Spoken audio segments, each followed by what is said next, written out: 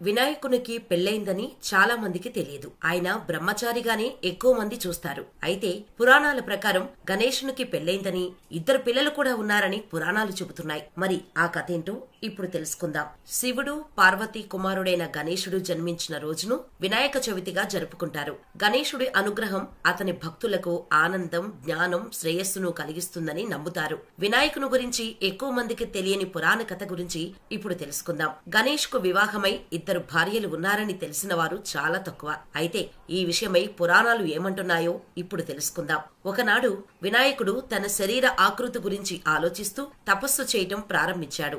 తపస్సులో మునిగిన గణేశుడిని చూసిన వెంటనే తులసీజీ అతని పట్ల ఆకర్షితుడైంది. తులసీజీ గణపతి ప్రవేశ ద్వారం వద్ద వివాహాన్ని ప్రతిపాదించింది. అయితే వినాయకుడు తనను తాను బ్రహ్మచారి అని పేర్కొంటూ వివాహం చేసుకోవడానికి నిరాకరించాడు. తులసీజీ గణపతి మాటలు విని మనస్తాపం చెంది నువ్వు 2 పెళ్లిళ్లు చేసుకుంటావని గజాననుని శపించింది. పురాణాల ప్రకారం అతని శరీరాకృతి కారణంగా గణేశుడిని వివాహం చేసుకోవడానికి ఎవరూ సిద్ధంగా లేరు. అప్పుడు గణపతి దేవతల వివాహానికి అడ్డంకులు సృష్టించటం ప్రారంభించాడు. గణపతి ప్రవర్తన కారణంగా దేవతలు ఈ సమస్యను బ్రహ్మకు తెలిపారు. బ్రహ్మ తన ఇద్దరు కుమార్తెలు బుద్ధి, సిద్ధిని గణేశుని వద్దకు పంపారు. సిద్ధి సంపద, శ్రేయస్సును సూచిస్తుంది.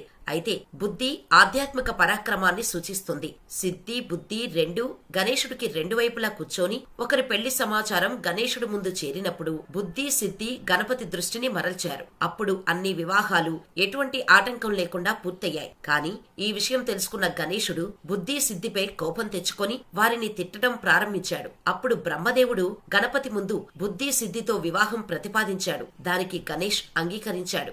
ఈ విధంగా గణపతికి 2 భార్యలు, గణపతికి బుద్ధి, సిద్ధితో 2 పిల్లలు ఉన్నారు. వారి పేర్లు శుభ్, లాభ్ అని పురాణాలు చెబుతున్నాయి. వినాయకుడి నుంచి మనం తెలుసుకోవాల్సిన విషయాలు: పార్వతీ పరమేశ్వరులు గణాలకు అధిపతిగా వినాయకుడు, కార్తికేయులలో ఎవరో ఒకరిని ఎంపిక చేస్తామని, అందుకోసం ముల్లోకాల్లో పుణ్యక్షేత్రాలను ఎవరైతే ముందుగా చుట్టేసి వస్తారో వారికి ఈ పదవి అని పరీక్ష పెడతారు. ఇది విన్న కుమారస్వామి వెంటనే తన నెమలితో కలిసి ముల్లోకాలకు పయనమవుతాడు. వినాయకుడు మాత్రం తన తల్లిదండ్రులనే దైవంగా భావించి వారి చుట్టూ 3 ప్రదక్షిణలతో ముల్లోకాలను చుట్టొస్తాడు. దీంతో గణనాథుడే గణాలకు అధిపతి అయ్యాడు. దీన్ని బట్టి ప్రస్తుత తరం వారు తల్లిదండ్రులను దైవంగా భావించి జాగ్రత్తగా చూసుకోవాలి. వేద వ్యాసుడు చెప్పిన మహాభారతాన్ని గణపతి గ్రంథంగా రాసే సమయంలో ఘంటం విరిగిపోతుంది. గ్రంథస్థం చేసే వేళ వినాయకుడు ఆ పని మధ్యలో ఆగిపోకూడదని తన 2 దంతాల్లో నుంచి ఒకదాన్ని విరిచి గ్రంథంగా రాయడం పూర్తి చేశాడు. దీన్ని బట్టి మనం ఏ పని చేసినా, ఎన్ని అడ్డంకులు ఎదురైనా